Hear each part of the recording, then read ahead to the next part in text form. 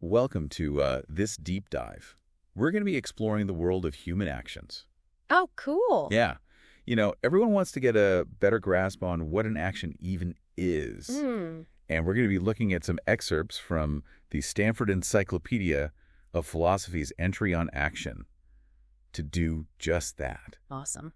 Even something as simple as raising your arm Oh, yeah. has layers of philosophical complexity. Wow. What even makes that an action? Right. And not just your muscles doing their thing. It's true. Like all those little everyday things we do, Right. reaching for our phones, typing, walking, Yeah. they seem so straightforward. I never even think about it. Right, exactly. But then you start to think about what makes those things actions. Yeah. And it opens up this philosophical landscape. It's fascinating. It's like we're on autopilot most of the time. Totally. So let's really dive into this. Okay. What are some of the ways philosophers have thought about what makes something an action? Well, one very common view is that actions are events that are brought about by our mental states. Okay. Our desires, intentions, all that inner world stuff. Mm-hmm. But even that view, Oh, really? which seems pretty straightforward, has its challengers. What? Yeah. Okay, so what are these alternative perspectives? So some really interesting ideas come from Japanese philosophy, Okay. which has this concept of action without a self. Action without a self. Yeah. Okay. Which kind of challenges the idea that our individual intentions Right. are always like the driving force behind our actions. Oh, interesting. And there are even some ancient Chinese texts that explore similar ideas. Oh, really? Yeah, like the Dao Jing and Zhuangzi. Wow. You've probably heard of those. I think so. And they talk about this concept of wu wei, Wu Wei, which is often translated as non-action. non-action. Yeah, or sometimes as effortless action. Action without a self. Right. Effortless action. Yeah, it really shifts your perspective Hold. on how we interact with the world. For sure. And in the Zhuangzi, there's this really interesting story about this butcher, Butcher Ding. Butcher Ding, and his skill is so complete Oh, wow. that his actions appear effortless. Oh, good. Like he's moving with this intuitive precision. It's like when you see like a really good musician Totally. who seems to just lose themselves in the music. Yes. And it's like their fingers are just flowing across the instrument. They're not even thinking about it. Right. It's like second nature. Exactly. So this wu wei raises some questions, right? Like, Yeah. do we always need conscious thought for every action? Mm. What about habits Right. or reflexes? Right. Where do those fit in? It's like when you first learn to drive. Right. Everything is so deliberate. You're thinking about every single step, Yeah. clutch, gas, brake. Yeah. But then it becomes second nature. Yeah, it all becomes automatic. Exactly. So it seems like there's like a spectrum. Oh, interesting. Yeah. Of intentionality, even within our own actions. Okay. But let's shift gears for a second Okay. and look at a more modern thinker. Okay. This guy, Donald Davidson. Donald Davidson. Yeah, he really focused on intentional action, Okay. but he wanted to explain it through this idea of causation. Okay, so we're going from ancient Chinese philosophy Right. to a more modern dude. Exactly. What did Davidson bring to the table? Well, he emphasized the importance of rationalizing explanations. Okay.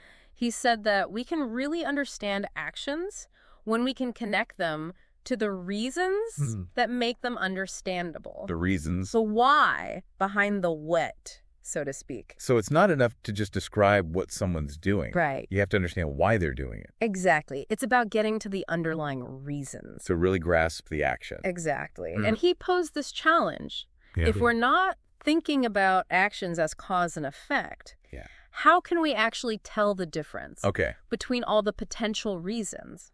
And the actual reason that explains an action. Okay, I think I need an example here. Okay, sure. A little lost. So let's say you go to a bookstore. Okay. You could go for a lot of reasons, right? Mhm. Like maybe you want to buy a book, Of course. or you just like browsing, Yeah, I love just browsing. or maybe there's a cafe inside that you like. Right, so many potential reasons. Exactly. Uh-huh. But the reason that actually caused you to go to the bookstore, Yeah, the one that made you act, the one that made me get up and go. right, Yep. that's the key one. Okay. And Davidson called that the primary reason. The primary reason. And he argued that intentional actions are bodily movements that are Oh. caused by those primary reasons.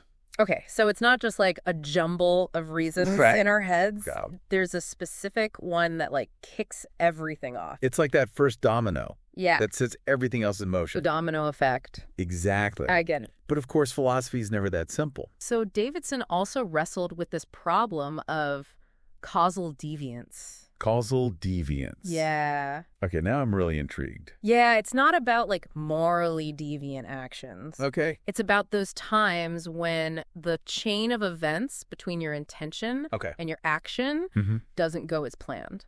Like there's a kink in the chain. A kink. Yeah. Right. Like, so Davidson uses this dramatic example. Okay.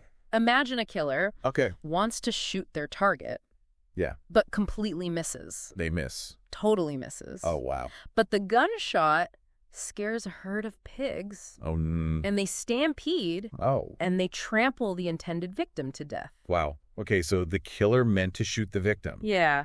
but the pigs actually caused the death. Yeah, so it's like this weird, That is weird. unexpected outcome. So the intention and the outcome are linked, Yeah. but in this strange way. Yeah, it throws off the whole cause and effect thing. It does. Causal deviance. Yeah. Exactly. And so philosophers have come up with all these different ways of trying to account for that. Right? Like maybe looking at the most immediate cause. Right. Or considering feedback loops and how you adjust your actions based on what's happening. Oh, interesting. Yeah, it gets really complicated. Even something as simple as a cause and effect chain.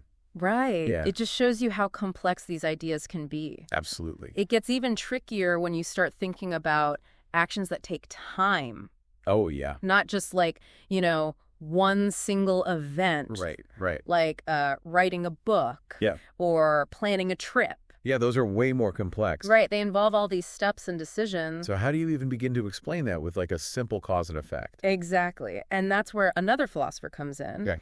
This guy, Michael Bratman. Michael Bratman's. Yeah. He argued that Davidson's view of intentions as these single judgments, Okay. it just wasn't enough to explain how we coordinate our actions Okay. over longer periods. So Bratman said we need to think about like a whole framework of intentions and policies and plans. So it's like having a vague desire to like get in shape Right.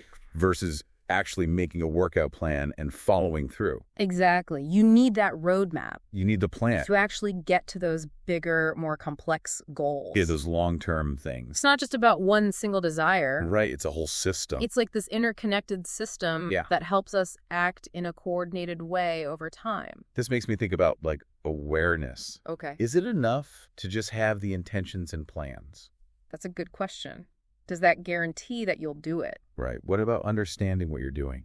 And that brings us to the idea of practical knowledge. Practical knowledge. And this was put forward by Elizabeth Anscombe. Okay. Another philosopher. Yeah. She said intentional action is not just about causes.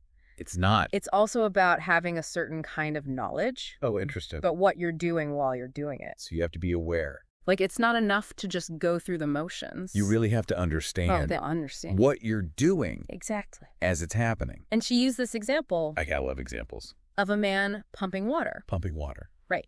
And when asked why, Okay. he says, because I'm operating the pump. Okay, it makes sense. But then if you ask why, again, like, That- why are you pumping the water? Right. He might say, to poison the inhabitants. Oh, dark turn. And then you ask why, again, like, why are you poisoning them? Okay. And he might say, to inherit their fortune.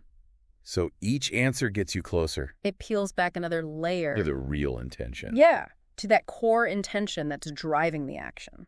So where does practical knowledge come in? Well, Anscombe argued that this understanding This understanding. of what you're doing is part of the action itself. It's like building. Like, you can't separate them. So if you don't know what you're doing, Right?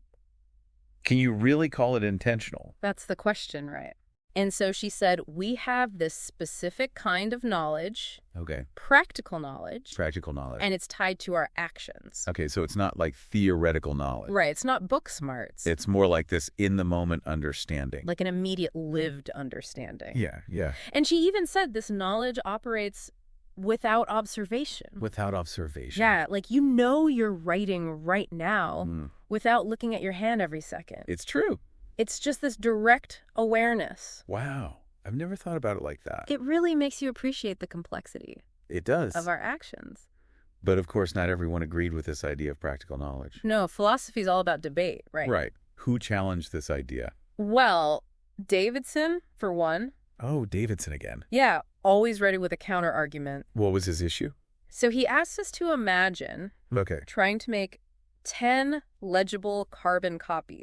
Carbon copies. While you're writing. Yeah, I remember those. Never sure if you were pressing hard enough? Right. Like, was the paper lined up, right? Did the ink even transfer? Exactly. They were always so finicky. Yeah. So Davidson's point is you might be intentionally trying to make the copies. You're going through the motions. Yeah. But you don't really know if it's working. Right. Like, in that moment. You're doing the action. Yeah. But you're not sure about the outcome. And so he questioned whether knowledge is absolutely necessary. Oh, interesting. Or if maybe a strong belief is enough. So it's like this gray area. And then other philosophers jumped in. Of course they did. Yeah. With more counterexamples. Can't make it easy, can they? Nope. And it just highlights how tangled up all these ideas are. Intention, belief, the outcomes of our actions. It's a whole web of interconnected ideas. It really shows you how something we take for granted. Like just doing stuff. Yeah, moving our arm. Right. It has all this hidden philosophical depth. It does. Mm. So what other challenges did we run into? So are we like breaking down an action into the tiniest pieces? Kind of. Like what even is the smallest component of an action? Well, you could think of something like the twitch of a muscle fiber. Okay. As like a basic action. Right. But then even that tiny twitch is probably the result of a more basic action. Oh, really? What would be more basic than that? Well, like the mental attempt to move the muscle. Oh, the thought itself. Right. So then you get into this tricky territory because some philosophers think there might not be any basic actions at all. No basic actions. Yeah, it's kind of mind-bending. It is. Like, how could there not be a starting point? It's like actions have to come from somewhere. Right. But this philosopher, Michael Thompson. Yeah, he argues for this idea. Okay. Using this example of pushing a stone from point A to point B. Okay, I'm following. But to do that, you also have to push it from point A to the halfway point. And then from the halfway point to 3/4 of the way. Oh, I see where this is going. And so on and so on. You can keep dividing it forever. Exactly. There's always a smaller, more basic action. Wow. That makes up the larger one. It's like zooming in on a fractal or something. Yeah. It's just infinite. It kind of undermines our intuition that actions have to have a beginning. It does. It makes you think maybe actions are more like interconnected and holistic than we realize. Oh, connected. Yeah. But speaking of actions, Aye. makes me think about animals. Oh, yeah. What about them? Do animals even act intentionally? That is a great question. Or are they just reacting to stuff? Like, are they just running on instinct? Yeah. We've been talking about all these complex human actions. Right. Where do animals fit in? Well, it's something that philosophers have debated for a long time. We have. Oh, yeah. Okay. Like Aristotle. Okay, back to the classics. He said that animals can act voluntarily. Volunteer? Which means they can make choices. Okay. But he didn't think they could deliberate. Deliberate? Yeah, like they don't have the capacity for real intentional action. So they can choose to do things. He thought so. But not based on like planning or reasoning? Right. It was more like an immediate response to their environment. Okay, so not super complex. Not in the way that we think about human intentionality. Okay. And Davidson, remember him? Of course. That's your counter-argument. Yeah, he was also kind of skeptical about whether animals can act intentionally. Why?